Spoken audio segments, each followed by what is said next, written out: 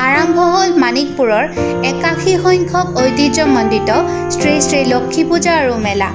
সমগ্ৰ অসমৰ লগতে বঙাইগাঁও জিলাৰ মানিকপুৰতো আজিৰে পৰা আৰম্ভ হ'ল 81 সংখ্যক শ্ৰী শ্ৰী লক্ষী পূজা আৰু মেলা। আজি 6 অক্টোবৰৰ পৰা 16 তাৰিখলৈ 11 দিনীয়া কাৰ্যসূচীৰে চলিব এইবাৰৰ পূজা আৰু মেলা। আজি সন্ধিয়া বন্তি প্ৰজ্বলন কৰে মানিকপুৰ আঞ্চলিক শ্ৰী শ্ৰী লক্ষী মন্দিৰ পৰিচালনা সমিতিৰ প্ৰাক্তন সভাপতি শ্যামাচৰণ ৰায়ে।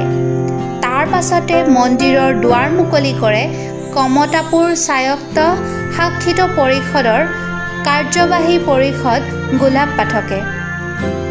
সদ্যপ্ৰয়াত কণ্ঠশিল্পী জুবিন গাৰ্গৰ প্ৰতিচ্ছবিত বন্তি প্ৰজ্বলন কৰে সমাজকৰ্মী শৈলেন ৰায়ে আৰু পুষ্পাঞ্জলি অৰ্পণেৰে শ্ৰদ্ধাঞ্জলি জ্ঞাপন কৰা হয়।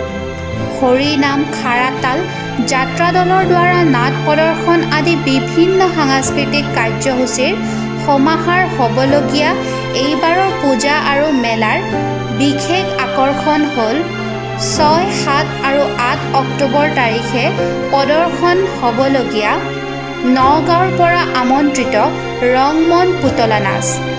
10, 11 আৰু 12 অক্টোবৰ তাৰিখে নাট প্ৰদৰ্শন কৰিব অসমৰ আগশাৰীৰ ভ্ৰাম্যমাণ দল হেঙুল থিয়েটাৰে। উক্ত সমূহ কাৰ্যসূচীতে ৰাইজৰ উপস্থিতি তথা সহায় সহযোগিতা কামনা কৰিছে শ্ৰী শ্ৰী লক্ষী পূজাৰ আয়োজক সমিতিয়ে। মানিকপুৰৰ পৰা উদয়ন নাথৰ ৰিপৰ্ট, নিউজ টাইম 3।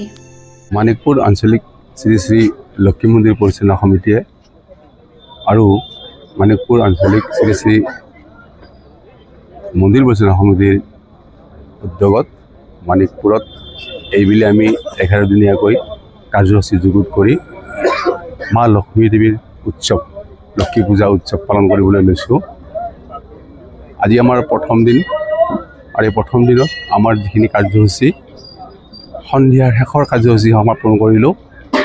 অসমৰ হাৰ্টথ্ৰব আৱেগ আৰু অসমৰ যুৱ সমাজৰ অভিভাৱক আমাৰ মাজৰ পৰা চিৰদিন গুচি গৈছে।